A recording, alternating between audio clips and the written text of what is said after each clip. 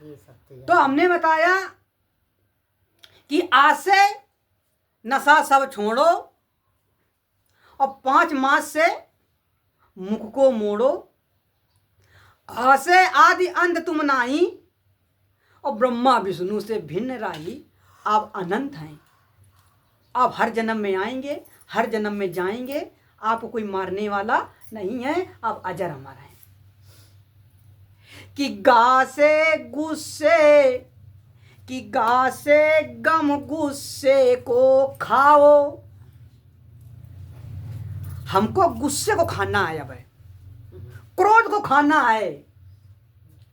अब गुस्से को कैसे खाना है कि गा से गम गुस्से को खाओ और क्षमा गंग में बैठ ना हो। तो अब कोई इसे दवा दी जाती है तो कहें पानी के संगे खाना, गर्म पानी कर लेना, उसके संग खा लेना, दूध के संगे खा लेना।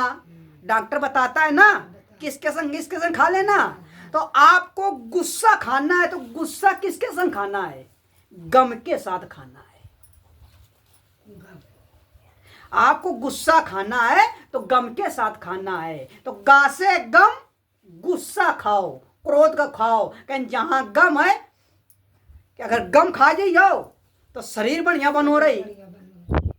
भाई गम खा जाइए तो रुपया पैसा बर्बाद ना हुई, लड़ाई झगड़ा ना हुई। और गम ना खाइयो, क्रोध करियो तो लड़ाई झगड़ा हुई, पैसा बर्बाद हुई, कितना नुकसान हुई। कि गम खाओ और कम खाओ।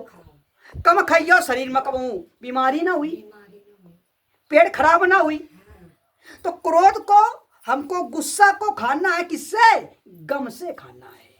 पर हम लोग गम का इस्तेमाल नहीं करते हैं, क्रोध को क्रोध से खा जाते हैं पर गम से नहीं खाते हैं। और क्षमा बैठ गंग में ना हो, क्षमा करना सीखो और गंगा में ना हो। भाई हमारे अंदर शील सहनता है, हमें क्रोध नहीं आएगा तो हम क्षमा कर देंगे। कोई हमको गाली भी दे देगा, क्रोध नहीं करेंगे तो हम क्षमा कर देंगे। जब हम क्षमा कर देंगे तो किसी झगड़ा होगा? किसी झगड़ा नहीं होगा। पर हमारे अंदर क्षमा नहीं है, और जब क्षमा करने की क्षमता नहीं है तो गम कहां से आ जाएगी? तो लड़ाई झगड़ा होगा कि नहीं होगा? तो ये चीज नहीं है। तो गा से गा गुस्से को खाओ। कि घा घर में घा मंड मिटाओ और दिल के अंदर दीदारी को पाओ। घा से घमंड मिटाओ। घमंड किसी का मिटता नहीं है, घमंड नहीं मिटेगा। पर अभिमान करके दौलत मिटा देंगे, घर द्वार मिटा देंगे, खेती बाड़ी मिट जाती है, यहां तक कि राजपाट मिट गया, पर इंसान का घमंड नहीं मिटा। अगर रावण का घमंड मिट जाता तो लंका मिटती। अगर दुर्योधन का घमंड मिट जाता तो इतने कौरवों मारे जाते? नहीं मारे जाते। ये क्यों मारे गए? क्योंकि घमंड नहीं मिटा। और जिसका घमंड नहीं मिटेगा तो बर्बाद है कि नहीं है? जिसका घमंड नहीं मिटेगा उसका जीवन मिट जाएगा, घर द्वार मिट जाएगा, खेती बाड़ी मिट जाएगी।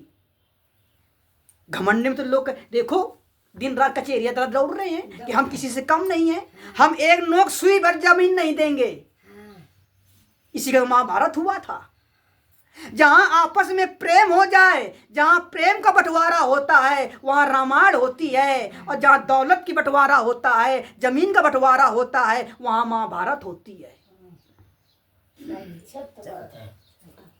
अब अगर घमंड को नहीं मिटाओगे, याद रखना मेरी बात, अगर जिसके घर में, जिसके मन में, जिसके तन में अगर घमंड नहीं मिटेगा तो ये समझ लेना उसका घर मिटने में, जमीन मिटने में, शरीर मिटने में, लड़ाई झगड़ा हो टाइम नहीं लगेगा। घमंड में तो लोग जान चली जाती है। घमंड में तो कि कोई तन घमंड, कोई धन घमंड, कोई बल घमंड में फूला है, कोई रंग रूप में फूल रहा, कोई जात घमंड में भूला है। कोई कहता हमारे अच्छा किसी की ताकत नहीं है, इसी में घमंड में फूला है। अच्छा शरीर जवान है तो फूला समा नहीं रहा है। कोई सोचता है हमारे इतना किसी पर धन नहीं है तो धन के घमंड में फूला समा रहा है। कोई सोचता है कि हमारे इतनी किसी की ताकत नहीं है तो जयराम तक नहीं करता है ताकत के मारे। कोई सोचता है कि हमारे इतना सुंदर गोरा पीला कोई रूप नहीं किसी के पास है, इसी में फूला समा रहा है तो ना सत्संग सुनता है ना किसी से बात करता है। अभिमान में फूल रंग रूप में फूल गया और कोई जात घमंड में भूल गया। कोई सोचता है कि हमारे अच्छी किसी की जात नहीं है, जात में भूल गया। हम ब्राह्मण हम राम राम कह कर रहे, जात में भूल गया। और जिसने घमंड में भूला उसका जीवन व्यर्थ जाने बेकार होने में टाइम नहीं लगता है। कि अभिमान भरा जिसके अंदर अहंकार नजर में आता है, वो ही भैया रावण है और राम उसी को खाता है। करके देख लियो अभिमान। जिसके घर में अभिमान है, जिसके शरीर में अभिमान है, उसको मिटने में टाइम नहीं लगता है। जब आदमी मिटेगा अभिमान भी मिटेगा, जब भी मिटेगा। तो घास है घमंड मिटाओ और दिल के अंदर दीदार को पाओ। जब घमंड मिट जाएगा तो मालिक अपने आप तुम्हारे अंदर प्रवेश हो जाएगा। मालिक कहीं है नहीं, मालिक आपको बनना पड़ेगा। भाई दूध पकाओ, साड़ी आट में बैठी जम जाई। और जब साड़ी जम जाए तो चाहे माठा बना लो, चाहे घी जमा लो, जौन चाहे तो पका लो। और जब दूध न पकाइए तो भाई साड़ी कहाँ हुई? साड़ी निकालने खातिर दूध का पकाओ जात है। इसी प्रकार आत्मा में परमात्मा को निकालने के लिए, आत्मा रूपी दूध में और परमात्मा रूपी घी को निकालने के लिए पहले आत्मा को पकाओ। और जब आत्मा को पकाओगे नहीं तो परमात्मा घी निकलेगा नहीं। और बाहर ढूंढे रहो, बाहर सामान ढूंढे रहो। यही तो इसी में तो दुनिया परेशान है। घर घर देख लियो कि माते पिता से प्रेम नहीं और जिनका शुद्ध व्यवहार नहीं, इसीलिए तो देख लो भैया सुखी कोई परिवार नहीं। है कोई संसार में सुखी? कारण क्या है? यही कारण है सुखी ना होने का कारण। यही कारण है कि भाई भाई में प्रेम नहीं है। यही कारण है। शुद्ध व्यवहार नहीं है, यही दुख का कारण है। तभी तो दुख फैल रहा है। यहीं से दुख हुआ। पर हम दुख मंदिर में सुख ढूंढ रहे हैं, गुरु जी के पास सुख ढूंढ रहे हैं। गुरु जी का चाहत है कि हमारा भक्त या हमारे बच्चे दुखी हुए। सब अपने अपने कर्मन से ना। कि आसमान में आग लगी और झारे झारे गिराए अंगार, और जो न होते संत जन तो बर जाते संसार। कि ना आसमान में आग लगी और ना झर झर गिरे अंगार, अपने अपने कर्मन से और बरो जात संसार। कोई किसी को नहीं मारता है, अपने अपने कर्मन से मरे जा रहे हो। और तुम्हारा कर्म कहाँ लगा है? अभी हमने बताया कि आपका कर्म कहाँ पे लगा है। गा से आपने गम नहीं खाया, क्रोध किया, झगड़ा किया, लड़ाई किया। उसी प्रकार से कि जैसा बीजा बोगे भैया वैसा तो फल होगा। भैया बबुरा तो खाने का अनार ना मिली और मनई का तनवा बार बार ना मिली। बच्चे जिसके घर में लड़ाई झगड़ा होता है, क्रोध होता है, उन्हीं के घर में लड़ाई झगड़ा क्रोधित बच्चे होते हैं। भाई तुमने जैसा फल असंस्कार दिया बच्चों को, उसी प्रकार से परिवार होता चला गया। सही है। और दुख का कारण कहीं थोड़ा, कहीं बाहर से थोड़ा दुख का कारण आता है। हमने शुरुआत कहां से की है? आपने घमंड किया, गम नहीं खाया, क्रोध किया, यही जड़ है। अंगा अंग देह से न्यारा, और जी जनाया रूप तुम्हारा। ये शरीर तुम्हारा न्यारा था सबसे। बालापन में कैसा शरीर था, जवानी में कैसा हो गया, अब बुढ़ापन में कैसा हो गया। ये तस्वीर और तकदीर डेली बदलती है, दिन दिन बदल रही है। एक साल काया कैसी थी, दूसरे साल काया कैसी हो गई। सुबह शाम को तुम अच्छे थे और सुबह उठे तो बुखार आ गया। दिन दिन काया तस्वीर तकदीर बदलती रहती है। कैसे थे, पर भी आप सबसे न्यारे हैं। आप तो रानी थी, आप तो राजा थे, पर यहां मन के गुलाम बन के, चकरी बन के मन के गुलाम हो गए। आपने नौकरानी हो गए। जब बच्चा छोटा होता कोई दुख था उसको, कोई खाने की कमी थी, ना खाने की चिंता, ना कपड़ा पहनने की चिंता, ना सोने की चिंता, ना जीने की चिंता, कोई चिंता नहीं थी। और ना भगवान की जरूरत थी। जरूरत थी नहीं, जरूरत थी। क्यों नहीं जरूरत थी? क्योंकि उसके मन में कोई कुभाव नहीं था, कोई क्रोध नहीं था, कोई लोभ नहीं था, कोई मोह नहीं था, कोई अहंकार नहीं था, ना घमंड था, ना किसी चीज का वो मोह था। जब किसी चीज का अभिमान घमंड कोई था नहीं, तब उसको किसी चीज की जरूरत नहीं थी। और हमने बताया, हमने पिछले सत्संग में बताया कि जोड़ा में चलो ना चलना।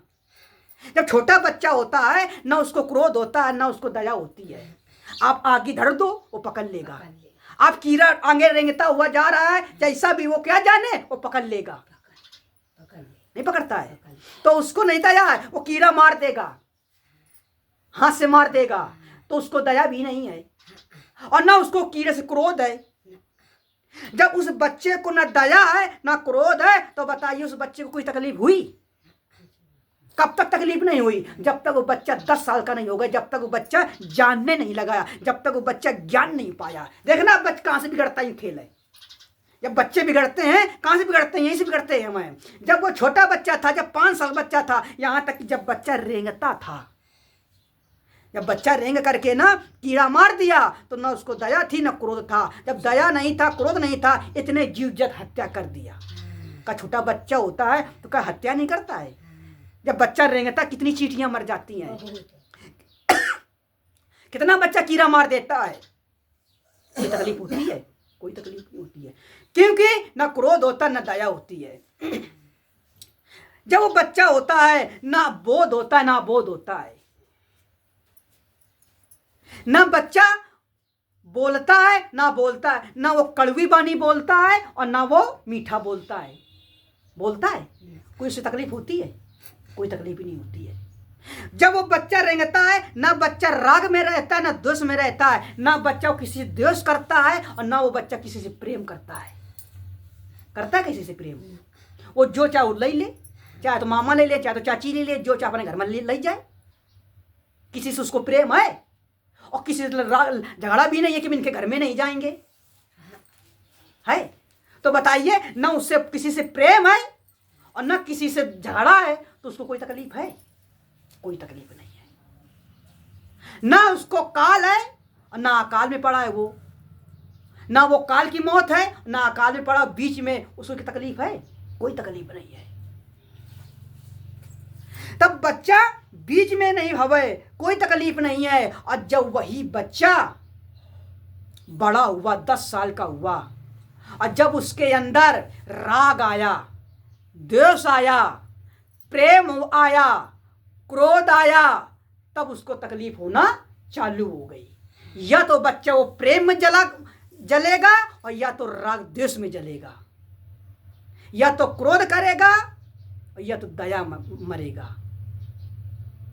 बच्चा वहां फंस गया, दो में फंस गया, जाकर फंसेगा। तभी तो झगड़ा करने लगा, तभी तो चिड़चिड़ापन होने लगा, क्योंकि वो राग में फंस गया,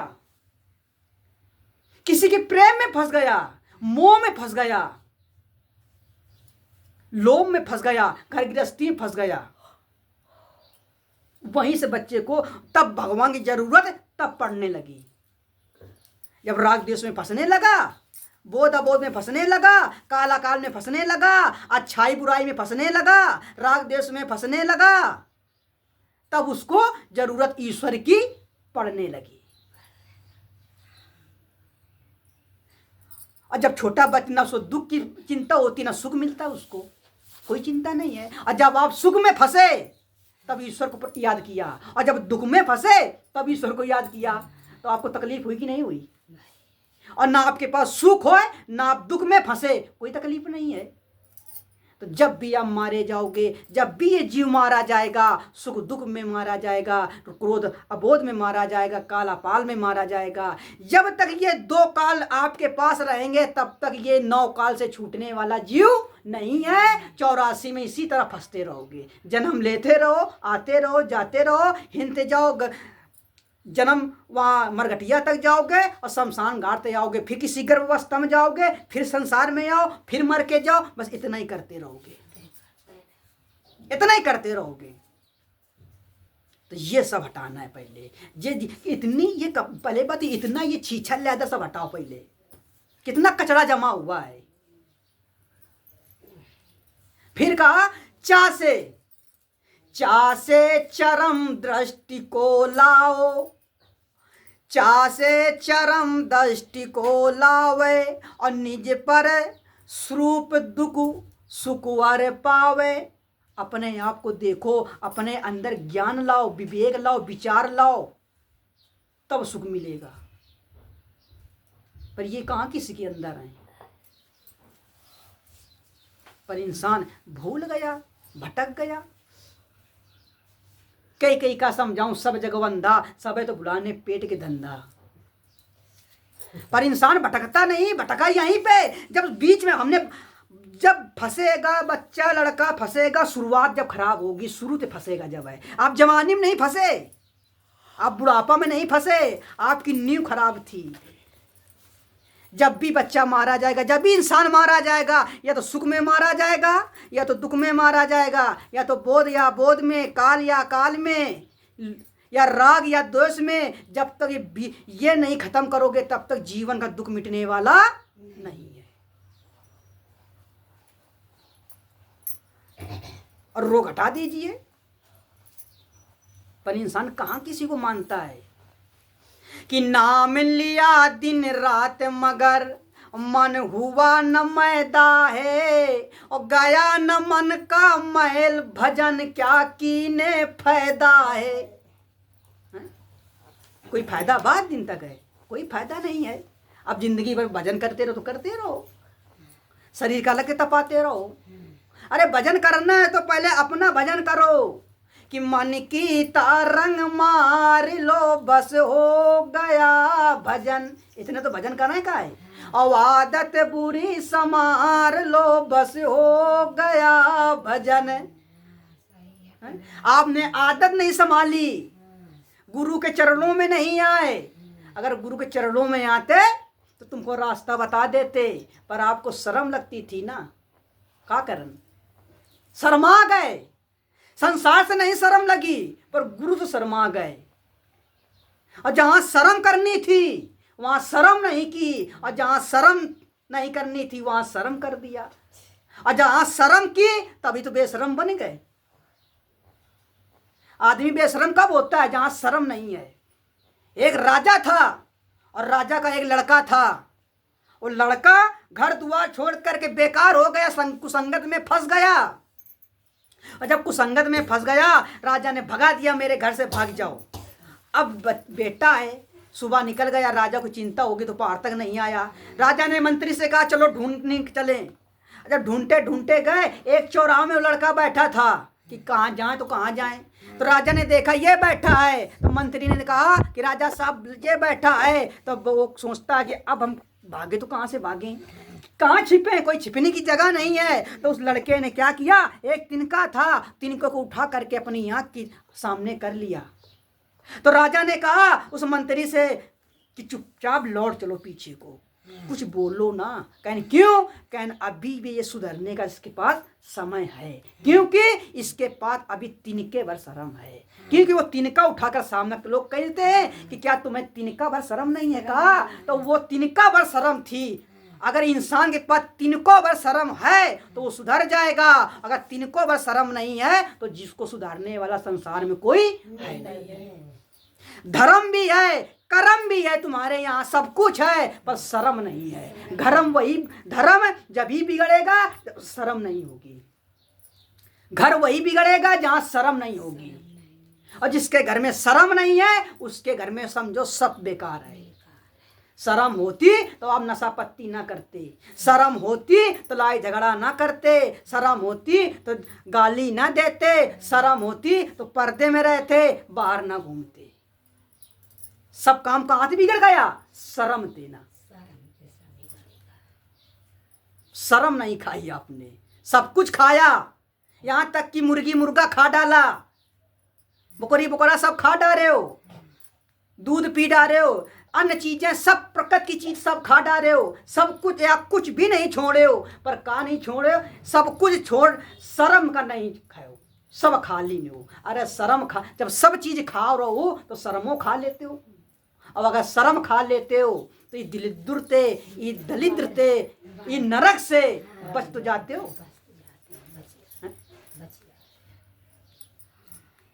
इस मन ने शर्म नहीं किया कि मन तो है तनिको शर्म नहीं आती, मन तो है तनिको शर्म नहीं आती, मन तो है तनिको शर्म नहीं आती, मन तो है तनिको शर्म नहीं आती। माता मारी और पिता मोर मरी गए, माता मारी और पिता मोर मरी गए, माता मारी और पिता मोर मरी गए, माता मारी और पिता मोर मरी गए। अरे मरी गया सुती और नाती, मन तो है तनिको शर्म नहीं आती, मरी गए सुते और नाती, मन तो है तनिको शर्म नहीं आती। शर्म कब आएगी?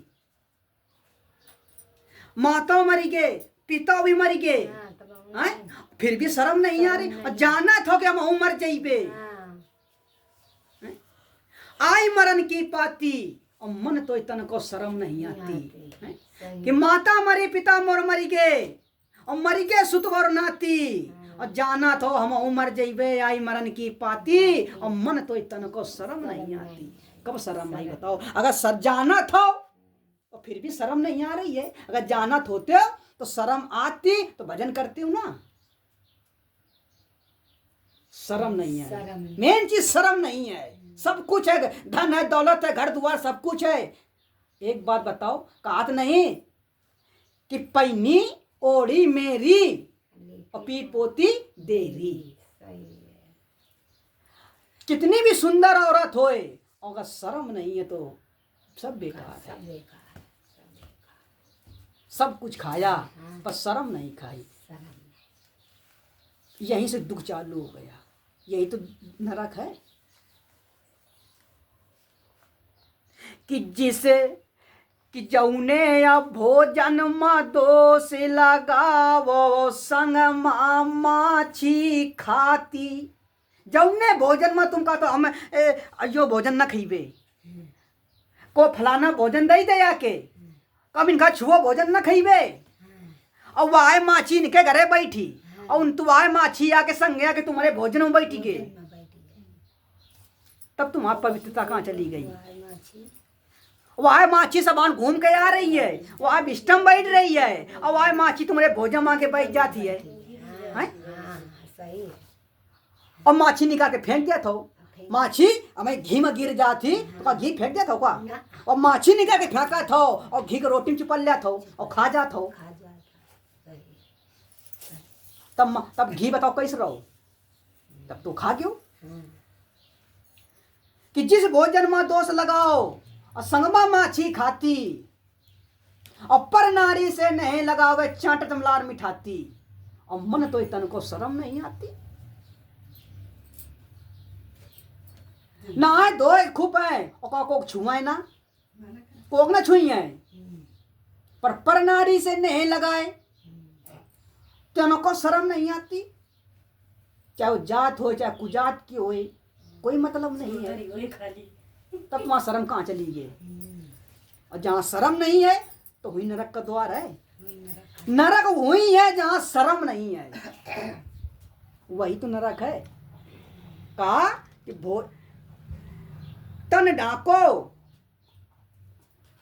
कि बिन मर्यादा भक्ति न होई, और स्वामी सेवक गए बिगोई। आप भक्ति चाहे जितनी कर डालो कोई लाभ नहीं मिलेगा, और जब जहाँ मर्यादा नहीं है वो भक्ति सब बेकार है। बेकार है। भक्ति कहाँ है? जहाँ मर्यादा है, और मर्यादा है नहीं और भक्ति सब बेकार ही है। बेकार है। और अगर भक्ति वहीं सफल है जहाँ मर्यादा है, और जहाँ मर्यादा नहीं है तो भक्ति बेकार ही होना है।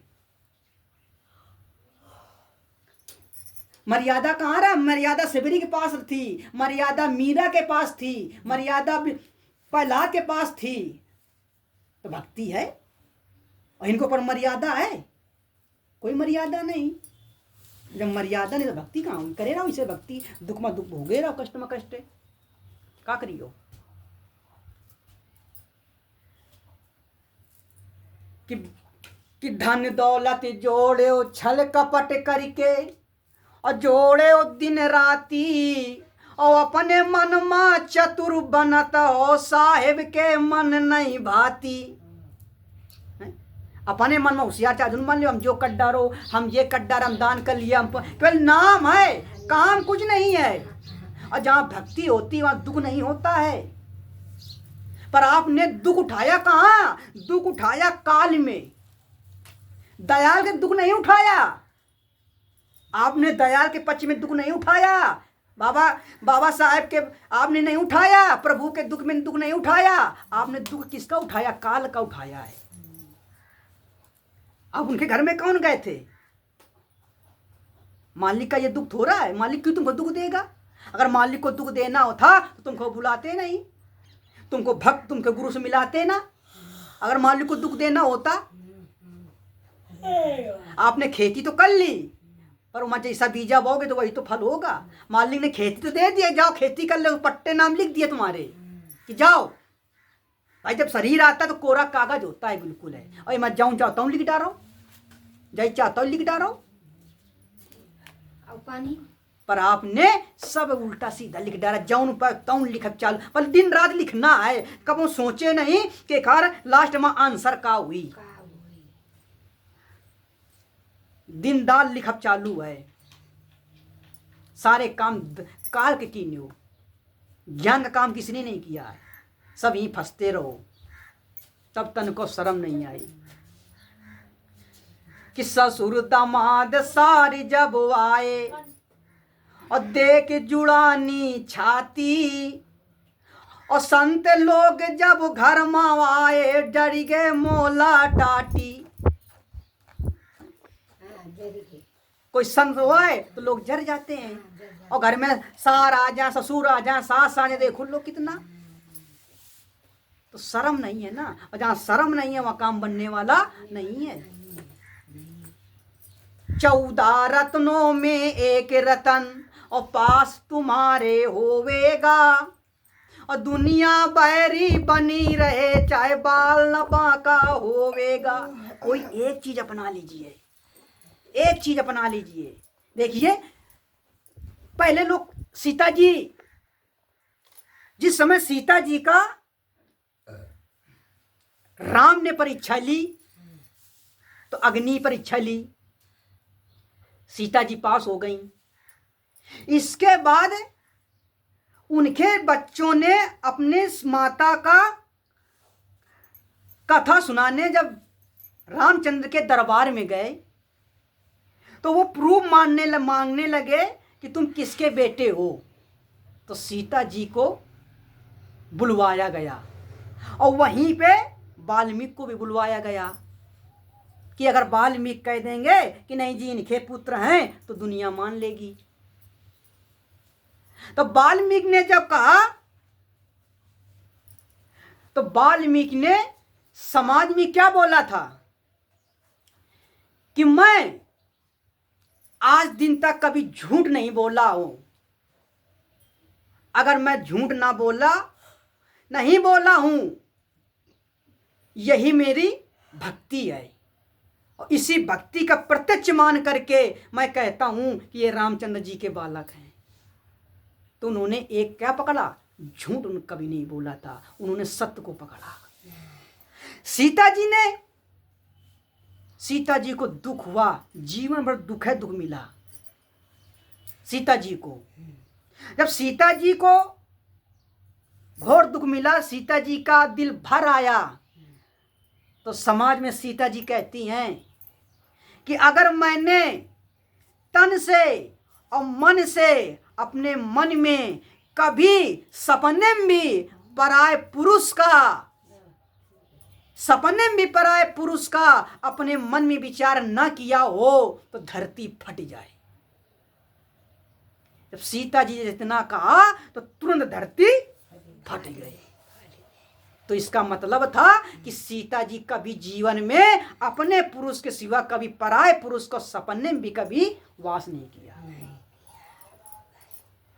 तो क्या था, तो सत्य क्या थी, कभी एक की कभी अपने पुरुष को सिवा किसी की तरफ देखा नहीं था। उन्होंने ये पकड़ा था, सत्य को पकड़ा, कभी नहीं पकड़ा। धरती तुरंत फट गई। जिस समय बेला थी, बेला ने कहा कि अब क्षत्रियन के हाथ में तलवार नहीं रहेगी और अब आगे चल करके हिजड़ा लोग राज चलाएंगे। तो लोग ने माना नहीं, कहा ये झूठ कह रही है। तो उन्होंने कहा अगर मैं झूठ कहती हूं, अगर मैं सत्य कह रही हूं और अगर ये बात हमारी झूठ हो तो ये सज्जा ना गिरे, और अगर सत्य बात हो तो तुरंत ये गिर पड़े। तो जैसे इतनी बात कही तो भड़बड़ा के वो सज्जा गिर गया। तो इसका मतलब था कि वो बात सत्य थी कि वो क्षत्रिय के हाथ में तलवार अब कलयुग में नहीं रहेगी, अब नहीं है। तो उन्होंने कभी एक को पकड़ा। तो आप किसी चीज को पकड़ लीजिए, 3 पाप हमने काया से, वचन से और मन से, 3 में एक कोई भी पकड़ लीजिए और फिर उसका असर देखिए कि अगर हमने ऐसा कभी ना सोचा हो तो ऐसा हो जाए। इतना कहकर देखिए, फिर देखिए। ये थोड़ा कि हम पूजा भक्ति करें ना, एक पकड़ लीजिए। 14 रत्नों में एक रत्न है, ज्ञान, भक्ति, विवेक, ज्ञान, दया, क्षमा, कोई भी पकड़ लीजिए, फिर देखिए। अगर भक्ति करो, भक्ति ही करो फिर घर में, क्योंकि शक्ति से बढ़कर भक्ति होती है। अनुसुईया के पास कोई जादू की थोड़ा रहा है, ब्रह्मा विष्णु बालक बना दी, नहीं, भक्ति तो रहा है, भक्ति के बल पर बालक विष्णु बन गए। पर एक का पकड़ लो, पर एक में कोई चीज एक पकड़ नहीं सकता है। ये कलयुग है, क्योंकि मन उत्पाद मचा रहा है दिन रात है। तो मन को तो संभाल पाओगे नहीं, तो अरे मन को नहीं संभाल सकते तो काय को संभाल सकते हो। अरे मन से पाप तो होते रहेंगे, क्या नहीं सोचोगे। ये मन तो विकार का सपने भी कल्पना करता रहता है, तो मन का तो पाप नहीं रोक सकते हो, तो कम से कम काया का तो पाप रोक ही सका। तो चोरी तो नहीं कर सका था, चोरी तो हम चाहन तो हम चोरी ना करीबे, अगर हम चाहन तो किसी की हत्या ना करीबे, ये हम कर सकते हैं। चाहन तो किसी का भी विचार अपमान सम्मान नहीं, किसी का नहीं कर सकते, ये हम चाहन तो। पर ये आदमी चाहता नहीं है, इतना कर ले। फिर कहिए कि अगर जीवन में किसी भी हम की चोरी ना किया हो तो ये हमारा काम हो जाए। फिर बताइए अगर ना हो तब बताना। पर ही न तो करे भाई चोरी तो काम, सब काम बिगड़ा है, सब काम बिगड़ गया। कहते हैं कि अब समय रही नहीं गया है कि बात मानो तो मानो खुशी आप की, और हम तो वो कह कर चले जाएंगे। यही सत्य है कि सत्य मार्ग पे चलने वालों को और भारी दुख तो मिलता है, पर बाल न बांका हो सकता जहाँ सत्य का पहरा रहता है। आप क्षमा करके देखिए तो क्षमा से दुख जाता है और सुमत से सुख आता है। आपके घर में चाहे जितना दुख हो और क्षमा करना सीख जाइए, दुख खत्म हो जाएगा। और सुमत करना सीख जाइए, आपके घर में सुख आना चालू हो जाएगा। सुख मतलब चाहे जितना बड़ा दुख में दुख हो और सब लोग साथ में मिल करके उसका सामना करें, चाहे जितना बड़ा दुख हो कट जाएगा, चाहे जितना बड़ा दुख हो। पर हम लोग मिल के नहीं करते हैं, क्या करोगे। तो इसीलिए भैया कहते हैं